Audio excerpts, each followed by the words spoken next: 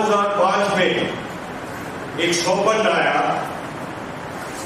कि अशोक केशव रिटायर होने के बाद कुछ ऐसा करके लिखा, ऐसा सोच कि भारत के लिए कोई निरोगी काया, ऐसा जीवन दिया जा सके जिसे निरोगी जीवन कहा जा सके। क्योंकि मैं नेशनल इंश्योरेंस में था और डीपीए, एमएससीटी, ये सब चीजें हैंडल किया करता था। बहुत से डॉक्टर मेरे अधीन थे। लोग डॉक्टरों से अपॉइंटमेंट मांगते हैं, वकील और डॉक्टर्स मेरे से अपॉइंटमेंट मांगते हैं, बिकॉज फाइल्स डिस्कस करनी होती है। बड़ा दुख लगता था जब मैं फाइलें देखता था कि कितनी बीमारी फैल चुकी है। अंग्रेज चले गए और हमें अंग्रेजी दवाइयां दे गए। आज जो मेरा स्वप्न 2020 मई में पूरा होना था, वो भी कोरोना की भेंट चढ़ गया। इसी प्रांगण में बहुत बड़ी 5 डेज का सेमिनार होने जा रहा था। मैं गुरु जी से मिलके भी आया। उन्होंने कहा सब ठीक है। मैंने बोला आप जब आएंगे देखेंगे कि बालाजी निरोगधाम नॉर्थ इंडिया का one of the best naturopathy centres है। उन्होंने कहा मैंने ऐसा सुना नहीं। मैं कहा ये देखने से ही पता लगे। आज वो स्वप्न फिर साकार हो रहा है।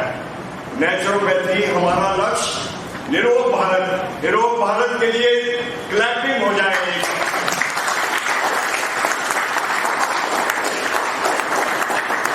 बातें तो बहुत करनी है, समय मेरे पास नहीं है क्योंकि स्वामी जी आए हुए हैं और हम सब उनको सुनना चाहते हैं।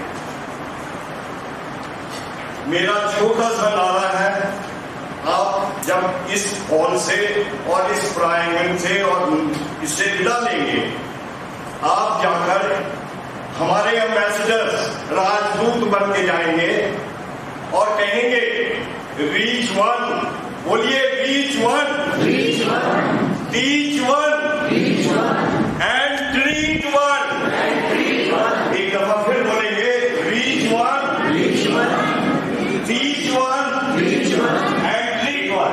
और जिसको आप ट्रीट कर दें और वो ट्रीट हो जाए, उसको रिक्वेस्ट के लिए वो नारे में नहीं होगा, प्लांट वन। ट्रीट वन के बाद आप एक एक सब उनको अनुरोध करेंगे कि आप एक एक प्लांट लगाइए। अब मैं अनुरोध करूंगा अनिल जी से कि वो आए और स्वामी जी की इंट्रोडक्शन। अनिल जी।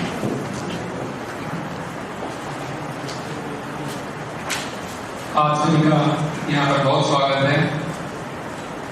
मैं 2 शब्द स्वामी जी के लिए कहना चाहूँगा कि ये जो प्रतिष्ठावान व्यक्ति यहाँ हमारे सामने बैठे हुए हैं, इनको किसी भी इंट्रोडक्शन की जरूरत नहीं है। स्वामी जी के बारे में जितना कहूँ कम है। इनका रियल नेम जो है विनोद कुमार शर्मा और इनका जन्म 18 सितंबर 1969 में बुलंदशहर के गांव उत्तर प्रदेश में। पिता वेदों और शास्त्रों के ज्ञाता थे, विद्वान थे। इसी कारण बचपन से ही इनकी रुचि मंत्रोच्चारण, अनुष्ठान इन्हीं कामों में थी। धीरे धीरे पिताजी के कामों में भी हाथ बढ़ाया उन्होंने और 18 साल की उम्र में मन में एक संकल्प, इस चीज का पता नहीं क्या करना है, पर कुछ ना कुछ संसार के लिए करने का एक इनका प्रण था कि संसार को कुछ देना है। इसके लिए इन्होंने फिर वहां से अपने घर छोड़कर देहरादून गुरु जी के आश्रम में गए। वहां पर अच्छे से शिक्षा ली। इनके गुरु जगदीश्वर जी ने मेरठ में इन्होंने गुरु जगदीश्वर जी के शरण में जाकर पूरी शिक्षा ली, जहां इन्होंने 3 गुरुकुल में जाके शिक्षा ली, जिसमें नेचुरोपैथ के डॉक्टर भी बने, एनडीटी का भी बने। और 1997 में गुरु जी के आदेश से ये विवाह के बंधन में ही बंधे। परमात्मा की कृपा से 2 पुत्रियों और 1 पुत्र के पिता बने। संसार में कुछ करने की भावना ने बेचैन रखा। कि गृहस्थ जीवन तो जो चल रहा है, पर फिर भी इनका मतलब अंदर का जो एक लक्ष्य था, एक उद्देश्य था, वो पूरा नहीं हो रहा था। बाद में आगे चलकर गुरु जी द्वारा जो मार्गदर्शन था, प्राकृतिक स्वास्थ्य शिविर लगाए, उसके लिए अपना पूरा जीवन जन कल्याण के लिए समर्पित किया। वर्ष 2021 में सितंबर के माह में स्वामी जी ने गृहस्थ जीवन को छोड़कर संन्यास लिया और प्रतिज्ञा ली कि मैं इस पूरे भारत को जितने भी मतलब रोगी हैं, मैं उन सबको निरोग भारत में तब्दील करूंगा। ये जो भारत है, इसको निरोग भारत करना है। इनका लक्ष्य है सब निरोग रहे जीवन भर। इसी लक्ष्य के साथ ये देहरादून से हमारे पास हमारे एक सिर्फ छोटे से निमंत्रण पर एक भाग्य है। आप इनके प्रति इतना मतलब भाव रख सकते हैं कि ये बिल्कुल निस्वार्थ भाव से आपके सामने यहाँ पर प्रस्तुत है। और मैं यही कहूँगा कि इसी अडिग विश्वास के साथ स्वामी जी ने केशव निर्देशों का जो निमंत्रण है फौरन स्वीकार कर लिया। और आज स्वामी जी हम सबके सामने उपस्थित हैं, ये हमारे लिए बहुत ही सौभाग्य की बात है। तो आइए आओ हम सब मिलकर तालियों की गड़गड़ाहट के साथ इनका स्वागत करें।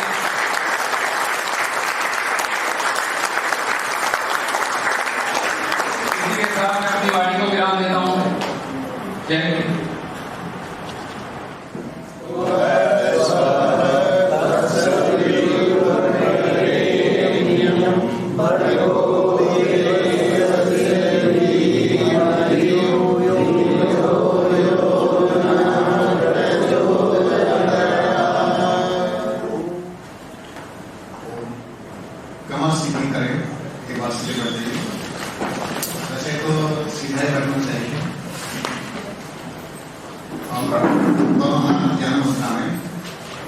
अपने घुटनों पर रखने सामने आंखें बंद करेंगे।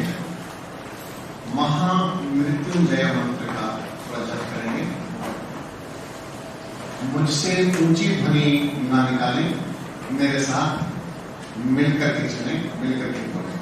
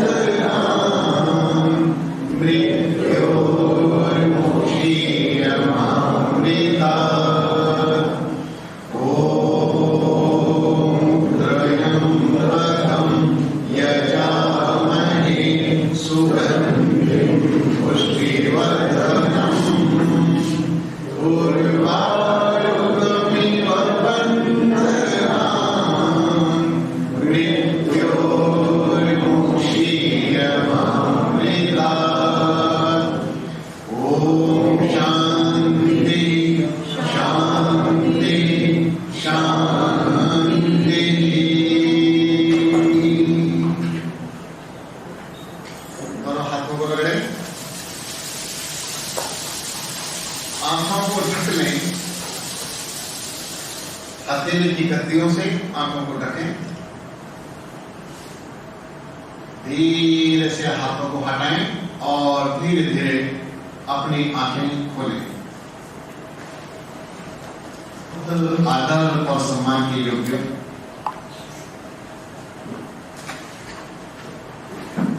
हमारे मेरे बहुत प्रिय अशोक केशव जी और इनकी पूरी टीम, जिसे मैं एक छोटी सेना के रूप में देख रहा हूं और बिल्कुल सैनिक बनकर के निरंतर कार्यों में लगे हुए हैं कि कार्य को सफल कैसे किया जाए। और उपस्थित सभी शिविरार्थीगण, हमारे स्वास्थ्य साधक,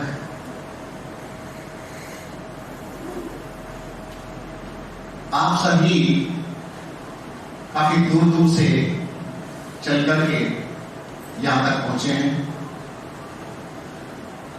वर्षा ने बाधा भी डाली होगी रास्ते में, फिर भी बाधाओं को पार करते हुए आप यहां तक आए हैं। आप सबका हृदय से बहुत बहुत धन्यवाद।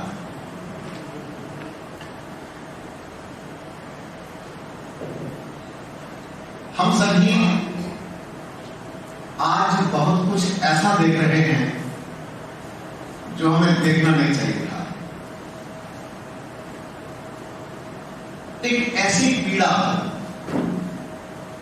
हमारे जो बड़े लोग हैं, आयु से वृद्ध हैं, अनुभवी हैं, या जो माता पिता हैं, ये सब आप जो समाज को देख रहे हैं, जो स्थितियां देख रहे हैं, ये संतोषजनक दिखाई नहीं दे रहा। लग रहा है कि कुछ हमारा छूट रहा है और हमारे हाथ में जो कुछ है वो फिसल रहा है, फिसलता जा रहा है। सबसे पहले चिंतन करते हैं थोड़ा सा अपने स्वास्थ्य के विषय में, और जो प्राकृतिक चिकित्सा एक विषय है जिसको लेकर के हम आगे बढ़ रहे हैं, काम कर रहे हैं। प्राकृतिक चिकित्सा यानी कि प्रकृति के 5 तत्व जिनसे हमारे शरीर का निर्माण हुआ, ये सब लगभग जानते हैं। तो शरीर का 5 तत्वों से परमात्मा ने निर्माण तो कर दिया। मां के गर्भ में किस किस तरह से निर्माण होता है, कौन कारीगर है, वहां पर कैसे हमारी हड्डियां तैयार हो रही हैं, नाड़ियां तैयार हो रही हैं, और नाड़ियों नहीं नदियां बह रही हैं। ऐसे ब्लड रक्त का प्रवाह बहाया है, कितने रस बह रहे हैं, हार्मोन्स रिड्यूस हो रहे हैं, हमारी ग्लैंड्स तैयार किए हैं, किस किस तरह से पूरे शरीर का निर्माण किया, और ये सब बना करके ऊपर से कवर लगा दिया। कैसा कवर लगाया है, स्किन कैसे है हमारा। तो परमात्मा ने तो हमको बहुत सुंदर तरीके से बना करके संसार में भेजा। मनुष्य परमात्मा की रचना जो भी है वो पूर्ण है या अपूर्ण? पूर्ण है ना। तो हमको पूर्ण बना करके भेजा था, तो हम अपूर्ण जैसे हो क्यों गए? क्यों हो गए? क्योंकि हमने परमात्मा ने जो नियम साथ में दिए थे बना करके, उन नियमों का पालन नहीं किया। क्योंकि सावधानी घटी तो दुर्घटना घटी। तो हमें करना क्या चाहिए था? हमें जिन तत्वों से हमारे शरीर का निर्माण हुआ था, अब निर्माण तो हो गया, अब उन तत्वों के माध्यम से शरीर का संतुलन बना करके रखना चाहिए था, जो हमने नहीं किया। और ना करने का परिणाम हम लोग उलझते चले गए। प्राचीन समय में लोग बीमार लगभग नहीं होते थे। कहते हैं कि ऐसा कोई पिता का दुर्भाग्य नहीं होता था कि उसके सामने पुत्र की मृत्यु हो। सुना कभी ऐसे? पिता के सामने पुत्र की मृत्यु होना पाप माना जाता था, गलत माना जाता था। लेकिन आज तो हम बहुत कुछ अभी तो कहा था कि सड़क रहा है हमारे हाथों से, हम स्वयं भी सड़क दे जाते हैं। तो उस समय में लोग कैसे थे, क्या थे, और अब हम क्या हो गए? उनके जीवन की जो आचार संहिताएं थी, जिस तरह से वो जीवन जिया करते थे, वो था नैसर्गिक जीवन, जिसको कहेंगे नेचुरल लाइफ, प्राकृतिक जीवन। शहर के हाइजीनिक कमरों में बंद होने से पूर्व जब आपने कभी गांव की खेतों की ठंडी ठंडी हवा खाई होगी, या जो आज भी देहात में संयम से रहते हो, बात आती है संयम से रहते हो। ऐसा नहीं कि देहाती है तो सीधा भगवान बन गया है, नहीं, देहात में भी बीमार पड़े हैं। देहात में रहता हो, प्राकृतिक वातावरण में रहता हो और संयम से रहता हो तो वह व्यक्ति स्वस्थ मिलेगा और दीर्घजीवी मिलेगा, दीर्घजीवी। अभी मैं कम से कम 5-7 दिन पहले ही एक वीडियो मेरे पास में आया कि कुछ जो ट्रेवलर होते हैं ना, जो घूमते जगह जगह बाइक पर भी कैमरे लगा करके यूट्यूबर कहेंगे उनको, तो एक माता जी मिल गई उनको पहाड़ों में और सिर पर बोझा रखा हुआ है। माता जी की आयु का पता चला तो माता जी 97 की, और फटाफट ऊंचे ऊंचे पहाड़ों पर चढ़ती है और बोझा लेकर के। जब आप पहाड़ों की यात्रा करते हो तो ऊंचे ऊंचे पहाड़ों पर माताएं बहनें घास काटती हुई लेंगे आपको, घास काटती हुई। अभी मैं चक्राता से वापस आ रहा था लौट करके, क्योंकि इतने ऊंचे पर चढ़ी है और एक घास का बोझा लेकर के इसको उतरना है। कई लोगों से तो खाली भी ना उतरा जाए ना चढ़ा जाए, खाली कठिन पड़ जाता है। कुछ सीढ़ियां तो चढ़नी भारी हो जाती है, सांस टूट जाता है। लेकिन वो ऊपर से इतना बोझा ले करके उतरते हैं। तो ये क्यों है ऐसा? क्योंकि वो प्राकृतिक जीवन, शारीरिक श्रम उनके साथ जो लगा हुआ है, उससे उनका शरीर बिल्कुल सुडौल बना रहता है और शरीर स्वस्थ बना रहता है। और स्वस्थ कब बनेगा? जब पूरा सिस्टम अंदर से सही कार्य कर रहा होगा। लेकिन हम उसके विपरीत हो गए, बिल्कुल उल्टे हो गए। उल्टे क्या हो गए? हमें जीवन जीने का ढंग जो था हमारा, उसे हम भूल गए और उससे दूर हटते चले गए।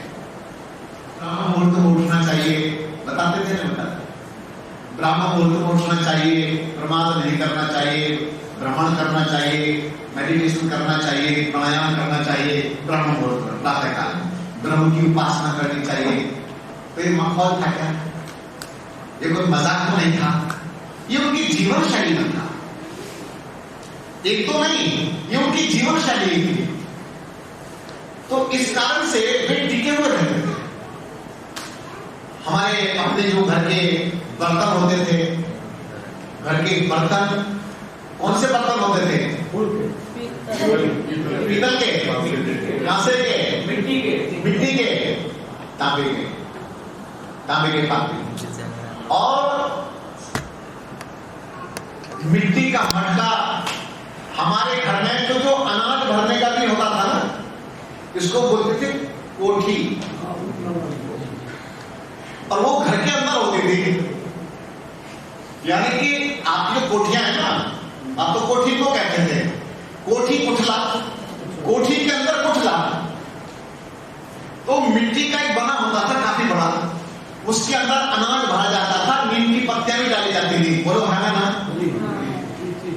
और माताएं क्या करती थी, जो घी बनता था उसे हांडी में भर करके कभी कभी उसके अंदर भी रखा करती थी, ताला लगा देती थी, क्योंकि बड़ा होता था और हांडी उसमें रखी रहती थी। अनाज तो प्रकृति में ही निकलता था। तो क्या हमारी जीवनचर्या थी, किस तरह के हम लोगों के संसाधन थे। लेकिन अपने घर के बर्तनों को आप देखें, आपके जो स्टील के बर्तन चमक रहे हैं, एल्यूमिनियम का बर्तन आपके घर में शोभा दे रहा है। मैं एक प्राकृतिक चिकित्सक हूं, शिविरों के आयोजन करता हूं। मैं जिस कमरे में रहता हूं, मैं बिल्कुल अकेला रहता हूं, अपने घर से टिक्कड़ बना के खाता हूं। टिक्कड़ जानते होंगे? टिक्कड़, मोटे मोटे टिक्कड़। आपकी जैसी रोटियां मेरे को कष्ट देती हैं, मतलब मैं नहीं खाता उस तरह की रोटियां, पतली पतली पापड़ जैसी छोटी छोटी, वो मेरे को समझ में नहीं आती, मैं खाऊं क्या। तो टिक्कड़ बना करके अकेला खाता रहता। तो मेरे मन में आया कि तूने प्रवचन तो बहुत दिए, ये चल तो बहुत समय से रहा था, तेरे रसोई में तो स्टील के बर्तन है, कुकर तो तूने बदला नहीं है अभी। बस उसी दिन जोर लगा और सारा का सारा जितना सामान था एक बोरे में भर दिया। और बोरे में भरने के बाद गाड़ी उठाई और अब ढूंढने लगा शहर में कि भाई मिट्टी के बर्तन कहाँ अच्छे मिलेंगे। तो पता चला कुम्हारों की मंडी हमारे वहां है देहरादून में, और कुम्हारों की मंडी में जाकर के हांडी खरीदी, गिलास खरीदे मिट्टी के। देखो परिवर्तन लाए बिना तो कुछ होने वाला है। आप बड़ी बड़ी बीमारी से मुक्ति पाना चाहते हैं तो पहले आपको स्वयं में परिवर्तन लाने पड़ेंगे। बीमारी कुछ नहीं है, बीमारी नथिंग, कुछ है ही नहीं, अभी बताने वाला हूं। आपको आश्चर्य होगा यार बीमारी यूं ही हो सकती है, ऐसा कैसे? तो सारा एकदम चेंज कर दिया। एक डिनर सेट मिला थाली, जिसमें थाली, गिलास, चम्मच और कटोरियां, उसके साथ में बढ़िया सुंदर आई। तो कढ़ाई लेके आए मिट्टी की। तो किसी ने मुझसे कहा था कि इसमें समय बहुत लगता है, और जब बनाना प्रारंभ किया प्रैक्टिकल, और मिट्टी का तवा जब बनाने का अभ्यास किया, बनाना प्रारंभ किया, पहले खिचड़ी बनाई, मिट्टी फटेगी तो खिचड़ी फटेगी, देखेंगे ये मिट्टी का हांडी है, फट जाएगी तो फट जाएगी, देखा जाएगा। लेकिन हांडी नहीं फटी और खिचड़ी इतनी बढ़िया खिचड़ी बनकर के तैयार हो गई, और खाकर के पहली बार मन तृप्त हुआ। बहुत बढ़िया खिचड़ी बनकर के तैयार हो गई हांडी के अंदर। इसी प्रकार से फिर सभी बर्तनों का उपयोग प्रारंभ हो गया, और अब केवल मिट्टी के बर्तनों का ही उपयोग मेरी रसोई में होता है। तो इस कारण से यह है प्रैक्टिकल लाइफ, क्रियात्मक जीवन। अब आप मेरे पास से प्रवचन सुन के चले गए, जाने के बाद में अपनी देवी जी से कहा कि देवी जी एक काम करो, सारे के सारे बर्तन बोरे में भर दो और चलो मेरे साथ, मैं मिट्टी के बर्तन लाऊंगा। बोले दोबारा ऐसे प्रवचन में मत जाना, बोले ऐसे कार्यक्रम में दोबारा नहीं लाना। अरे इतना ही नहीं, मैंने क्या किया, एक बार कहीं पर बताया कि भाई तुमको नमक नहीं खाना है, क्योंकि तुम्हारे स्वास्थ्य के अनुसार ये नमक जो खा रहे हैं अभी फिलहाल उसको बंद कर दीजिए, चीनी बंद कर दीजिए। वो बंद करवाया, देवी जी कहती कौन सा डॉक्टर ढूंढ लिया, एक कौन सा डॉक्टर ढूंढ लिया, वो फीकी सब्जी अलग से कहां से निकाल के देंगे बताइए। मतलब महंगी महंगी दवाइयां तो खिलाना पसंद है, लेकिन वो फीकी सब्जी निकाल करके देना ये बीमारी लगेगी, एक प्रश्न हो गया। तो हम प्रैक्टिकल नहीं की रहे हैं। तो अपने घर की रसोई और उसमें बनने वाला आहार, इसमें परिवर्तन लाइए। पहली बात तो मैं ये कहूंगा कि धीरे धीरे धीरे धीरे हम रसोई से ही मुक्ति पाने का प्रयास करें। रसोई से मुक्ति ये तो बड़ा कठिन काम हो जाएगा, क्योंकि मेरे चैनल में लगभग 1300 वीडियो हैं। उसमें कच्चे के ऊपर मैंने काफी बोला हुआ है निरोग भाग में। तो वहां पर कच्चे के बारे में तो मैंने चर्चा की कि अगर बीमारियों से मुक्त होना है तो 40 दिन के लिए अन्न त्याग दो। 40 दिन के लिए अन्न त्याग दे, एक समय का तो छूटता नहीं है, और 40 दिन के लिए अन्न छोड़ दे। देखिए हाँ हाँ आप बीमारियों से मुक्त हो जाएंगे। बोले फिर खाएं क्या? अब वो अन्न का जब मैं छोड़ने का नाम लेता हूं, जैसे विशेषकर गेहूं आपको बीमार रखने का सबसे बढ़िया साधन है। गेहूं हमारे देश की फसल नहीं है, देश का अन्न नहीं है, आप समझ लीजिए। गेहूं जब से भारत में आया है, और जब से भी आया है, तो तब से हमारा पूरा देश बीमार है। और जहां जहां गेहूं है वहां वहां बीमारियां हैं, आप ये समझ लेना। कि गेहूं की फसलें बंद हो जाएंगी तो मत करो, मुझे क्या लेना है, पड़े रहो बीमार, खाते रहो रोटियां, खाते रहो चपातियां। ये चपाती ग्लूटेन ये शरीर के अंदर जाता है या आंखों में से निकलने का नाम नहीं लेता। हमारे देश में जो अन्न होते थे वो होते थे जौ, बाजरा, ज्वार, मक्का, रागी, ये सब जो अन्न थे हमारे, वास्तव में यही अन्न थे। होली जब जलाई जाती तो होली में क्या भून के लाते थे? पहला अन्न किसे माना जाता था? जौ की बाली भूनने का ही विधान था। और जो देहात से कुछ संबंध रखने वाले लोग होंगे वे जानते हैं कि जौ की बाली के दाने एक दूसरे के हाथ में देकर के जौ के दाने। अब वो जौ के दानों को तो भूलते चले गए और वो गेहूं का प्रचलन इतना ज्यादा मात्रा में हो गया। आज देख लीजिए पूरे देश भर में डायबिटीज का क्या हाल है, बुरा हाल है या नहीं है बोलो। डायबिटीज को मैं बीमारी नहीं मानता, मैं स्वयं बीमारी मानने के लिए तैयार नहीं। बड़े से बड़े डॉक्टर्स मशीनें ले लेकर के बैठे हैं, एक से बढ़कर एक दवाइयां ले लेकर के बैठे हुए हैं, कितनों की ठीक हुई आज तक। मेरा फोकस है आपकी बीमारी की जड़ों को खत्म करना। आपके अंदर बीमारियां आएगी नहीं, खत्म तो हो जाए, लेकिन बीमारियां दोबारा आनी नहीं चाहिए।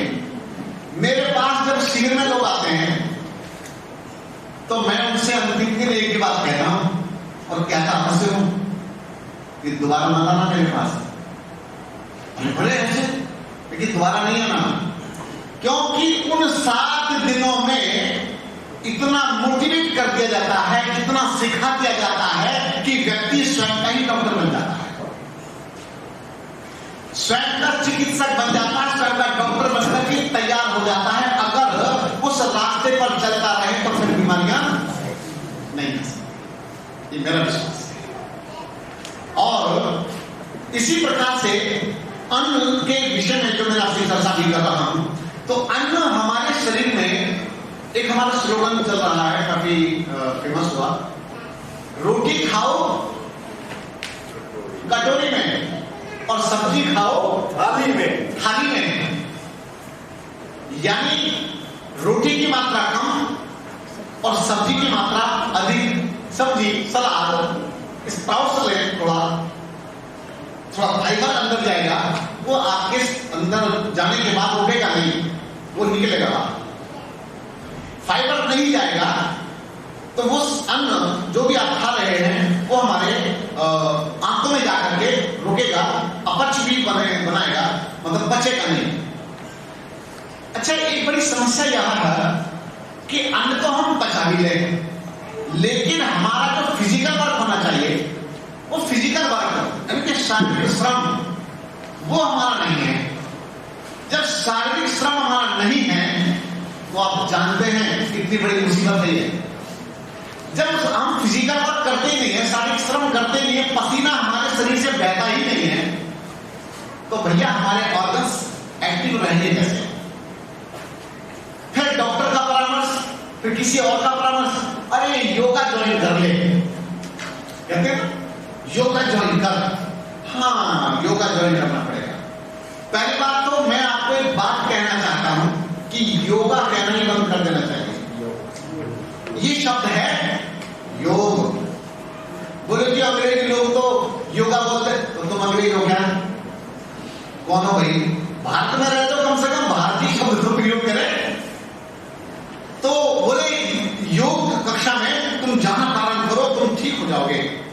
तो थोड़ा सा एक्टिव होता है व्यक्ति और शरीर हमारा सक्रिय होना प्रारंभ हो जाता है और पाचन तंत्र आदि सब हमारे एक्टिव हो जाते हैं और फिर हमारे अंदर से विशेष सबसे पहले बढ़ेगी रोग प्रतिरोधक क्षमता। पहले विजातीय तत्व शरीर से बाहर निकलेंगे और उसके बाद रोग प्रतिरोधक क्षमता बढ़ेगी। आपके आसन, आपके एक्सरसाइज, आपके जो प्राणायाम है, ये सब आपके ऊपर सकारात्मक प्रभाव डालना प्रारंभ। तो एक पूरे सिस्टम को ढालना है। इधर पहले रसोई, खान पान, ये जो बॉडी के अंदर जा रहे हैं ना मटेरियल, ये अगर समझ में नहीं आया तो हम समझ लें ये सेमिनार बेकार हो गया। हमें सबसे पहले इसी विषय को समझ लेना चाहिए कि शरीर के अंदर आखिर जाए क्या। ये बात समझ में आ गई तो हो गया काम। मेरे गुरुजी बहुत बड़े अनुभव सिद्ध व्यक्ति थे, मैं तो उन्हीं का प्रोडक्ट मानता हूं अपना आपको। उन्होंने मेरा निर्माण किया। निर्माण कोई मुझे अलग से किताबें नहीं पढ़ाई हैं, मैंने गुरुजी को ही पढ़ाया, पूरा का पूरा गुरुजी को पढ़ा। उनके मुख से निकला हुआ मेरे लिए ब्रह्म वाक्य हुआ करता था। तो गुरुजी कहते थे भाई 10 बजे से पहले व्यक्ति को कुछ नहीं खाना चाहिए। बोले 10 बजे तक कुछ ना खाए और हम तो सवेरे 8 बजे के लोग नाश्ता कर लेते हैं। अच्छा, भोजन करने की परंपरा पहले समय में कितने समय की हुआ करती थी?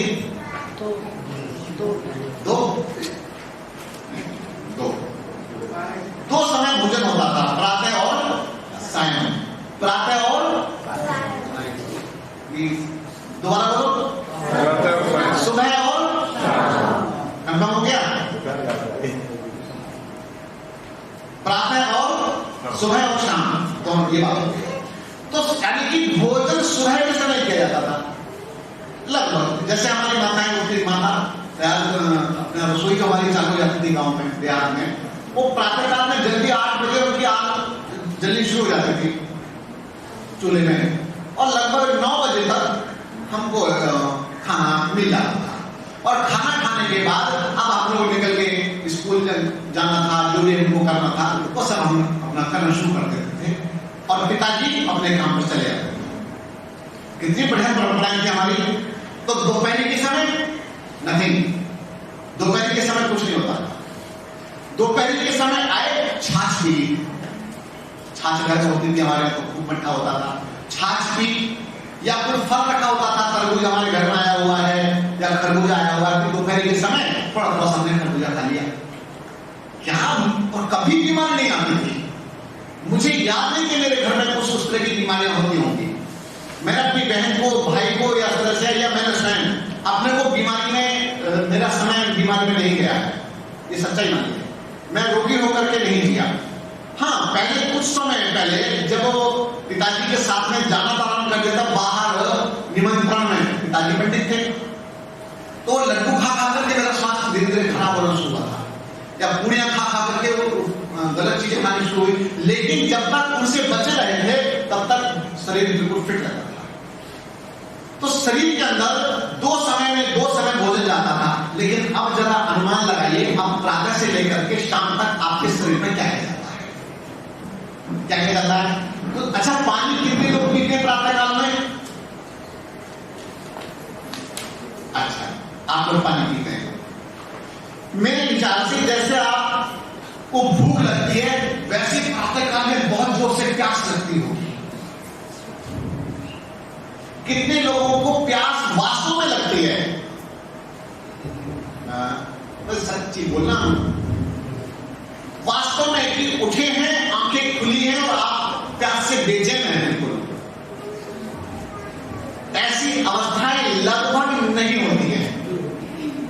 समझ लेना बात ध्यान से, ऐसी अवस्था लगभग नहीं होती है।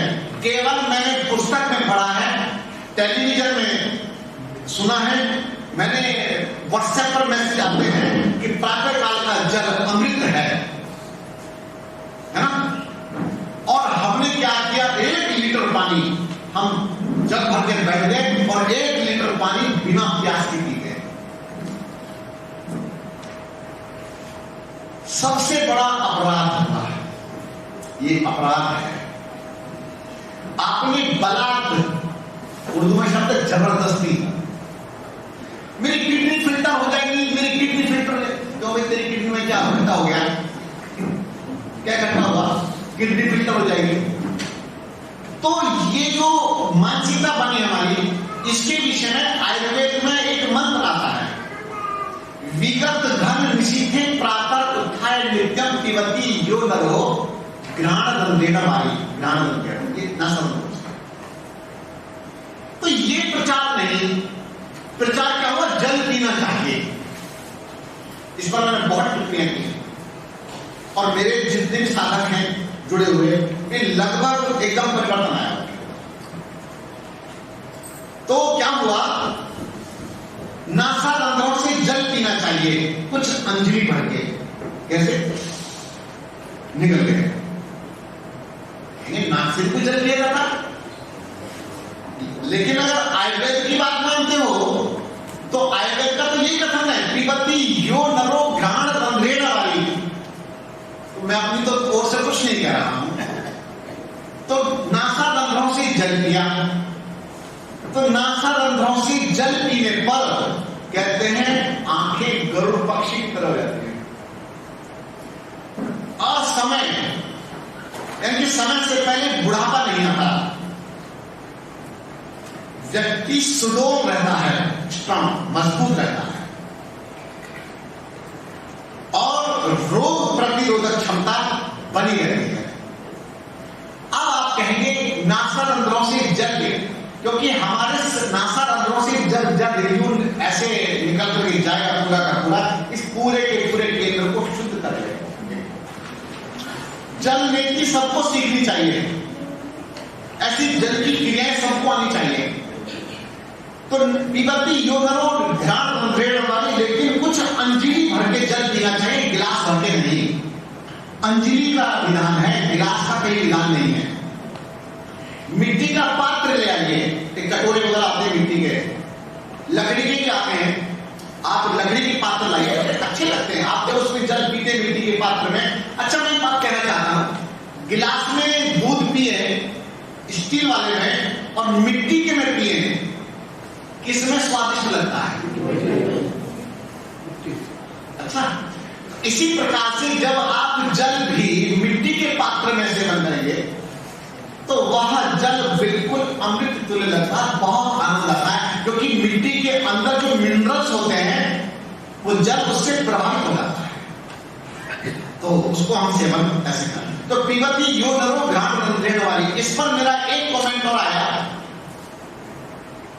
कि किस रोग में क्या रोग आ जाता है, यानी कि इसको हम ये कह सकते हैं कि हर प्रकार के पत्तियों का सूप बना दिया, इसको हम काढ़ा भी कह सकते हैं। तो ये इस तरह की चीजें आपको सेवन करनी। तो प्रातः काल में जल किस प्रकार का होना चाहिए, ये इस पर हम थोड़ा सा भी फोकस कर रहे हैं, ये बहुत अनिवार्य विषय है। अगर किसी को है डायबिटीज की बीमारी, डायबिटीज है, शुगर, मधुमेह, मीठे मीठे लोग, तो मधुमेह हो गया है जी, मधुमेह हो गया जी, मधुमेह हो गया है। अच्छा, तो इसके लिए क्या करना चाहिए? बहुत सरल और सहज पानी आपको मैं बता रहा हूं। आम, बेल और जामुन के पत्ते, दो पत्ते ले लीजिए और कम से कम 2 गिलास पानी में, एक ही पत्ता नहीं चल जाएगा, क्योंकि मैं इसको 2 बार पिलाना चाह रहा था, एक बार पिलाएंगे।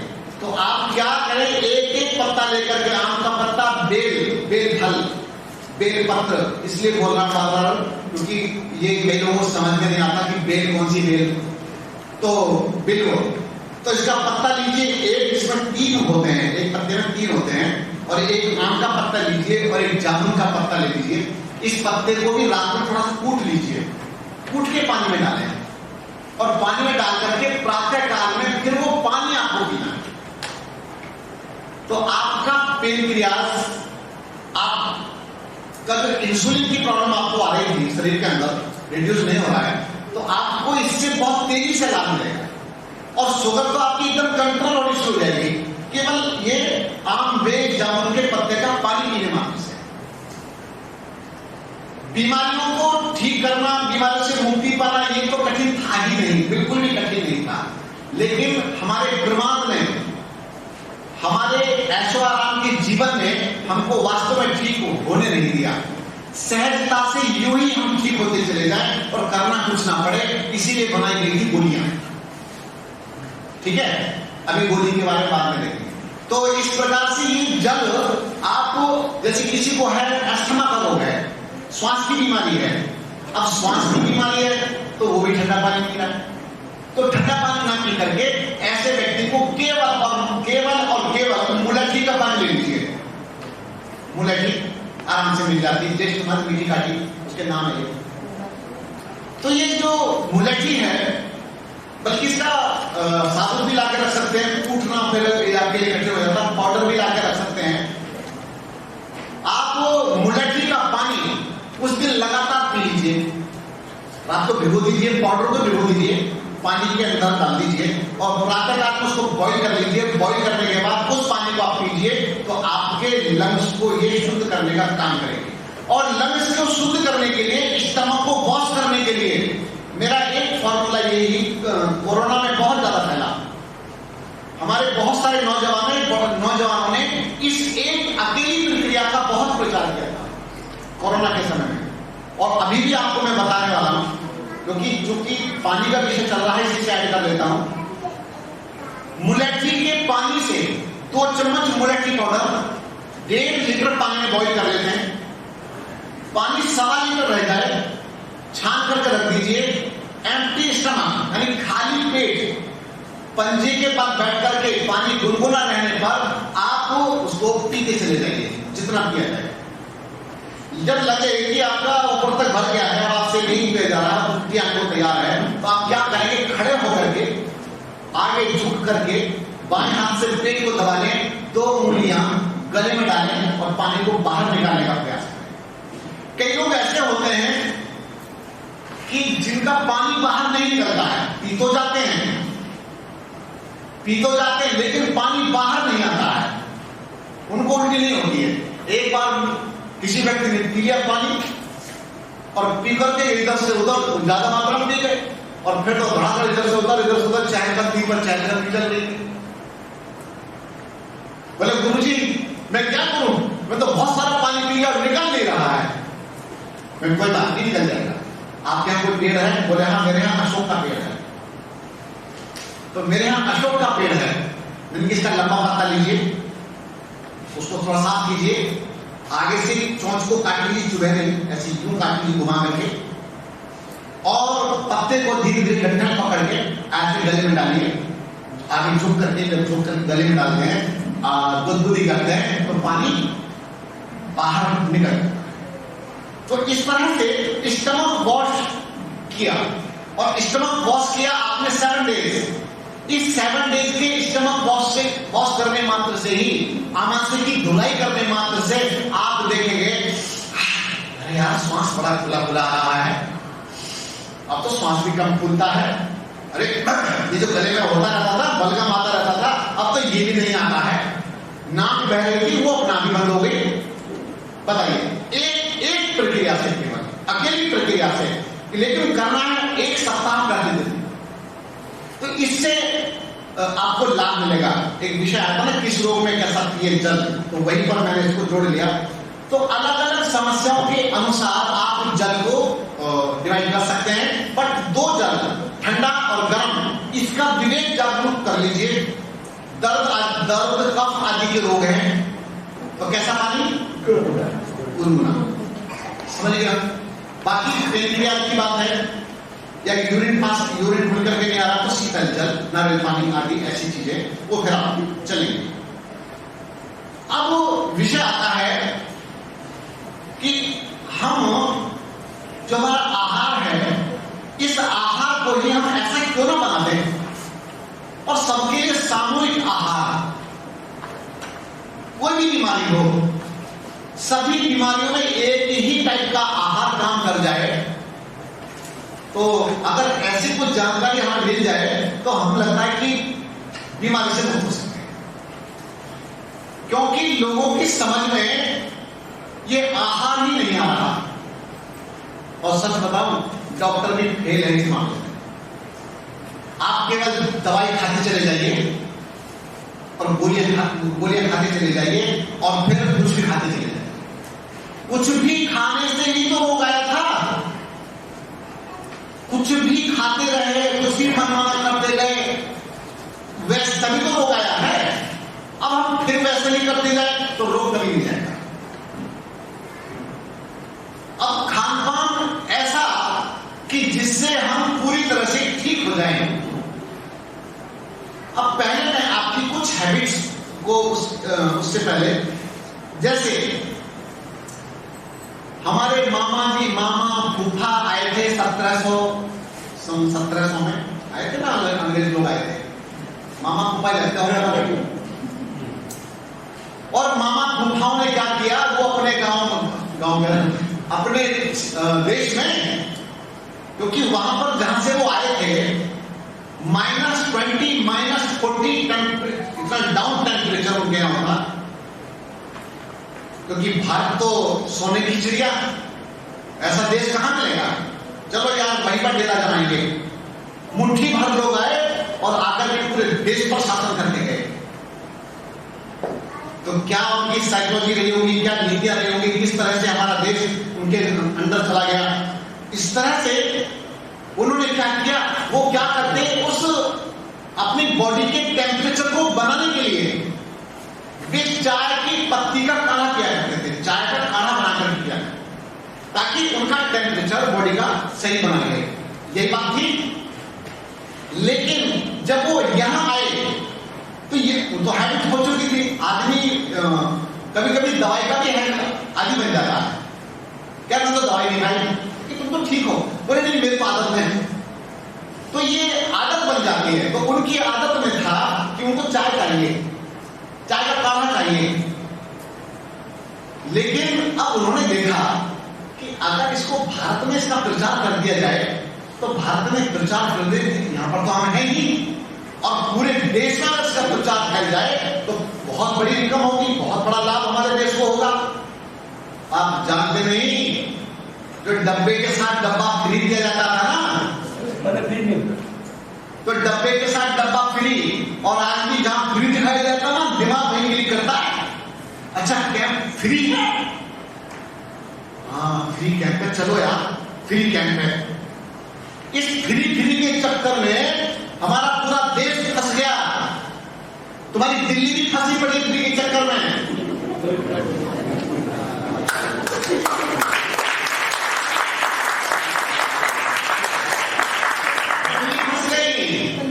और सुन लो, पंजाब में फंस गया।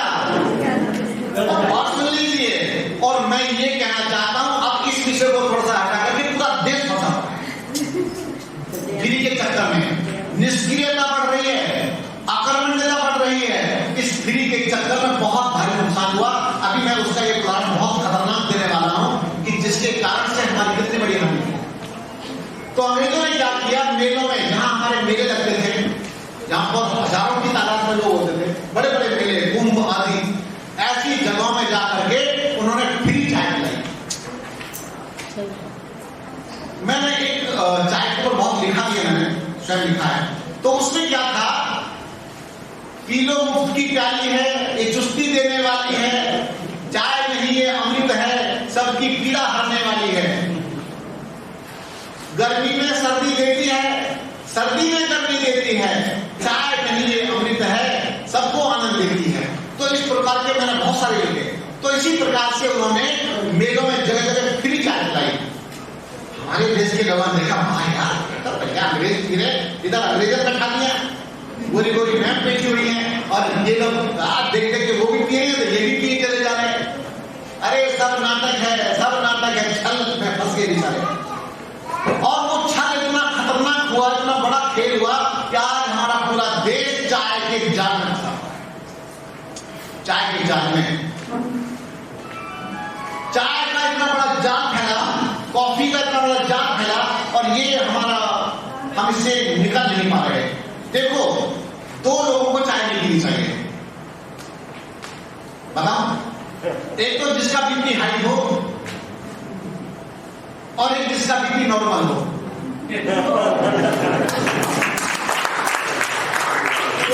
दो लोगों को चाय नहीं पीनी चाहिए, बीपी हाई वाले को और बीपी नॉर्मल वाले को।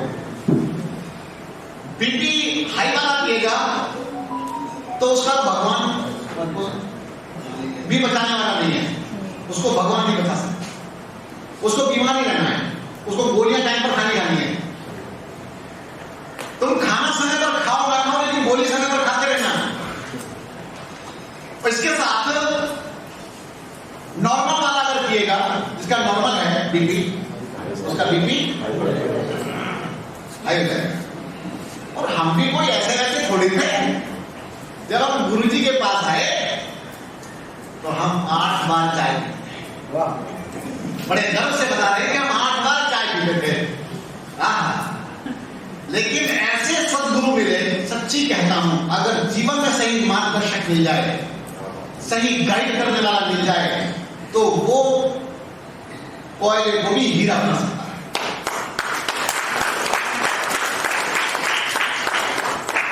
मैं अपने व्याख्यानों में बताया करता हूं, जैसे ही मैंने पहली बार फर्स्ट टाइम जब भाग के गया था घर से गुरु जी के पास, भागा था बगौड़े, तो भाग के जब गया था तो पहली बार जब प्रणाम किया तो बोले कितनी चाय पीता है, पीता हूं साहब मैं बहुत। और चाय का इतना बढ़िया आनंद आ रहा था हमको, इतने मोटे मोटे पिंपल्स थे हमारे ऊपर, सजे हुए थे, ठीक ही नहीं होते थे। और डॉक्टर्स जो गांव में रहते थे, डॉक्टर बनवारी जी, ये मेरे गुरु हैं, कई लोग, इनसे मैंने बहुत कुछ सीखा है, सच्ची बोलता हूं, मैंने बहुत कुछ सीखा। तो बहुत सारी क्रीम बहुत सारी चीजें, बहुत सारा कुछ मैं करता रहता था। और रिंगवर्म यानी कि दाग यहां बना रहता था। एक्जिमा के कारण मेरा पैर यहां से काला हो गया था। अभी मेरा पूरा बॉडी चेक करो, किसी मशीन में घुसा के देखो, बिल्कुल फिट है, मुझे कोई ऐसी प्रॉब्लम नहीं है, परफेक्ट। तो काला काला है हो जाता है ये वाला। और बताऊं, मुझे याद आ गया, मुझे बाय एक टांग में भयंकर दर्द, टांग में भयंकर दर्द होता है। मुझे बचपन में ये समस्या लग गई थी। अभी थोड़ी देर पहले कहा था कि मैं बीमार नहीं होता, लेकिन बीमारियां बड़ी कब थी, जब ही बाहर का खाना खाना शुरू हुआ और चाय मैंने सेवन करने प्रारंभ की थी। मैंने बच्चों को चाय उस तरफ से नहीं दिया थी। फिर जिंदगी में एकदम पलटा आ गया, तो ये सारे रोग आने शुरू हुए। लेकिन ये लंबे समय तक नहीं चला, ज्यादा लंबा समय नहीं, क्योंकि फिर धीरे धीरे समझते चले गए।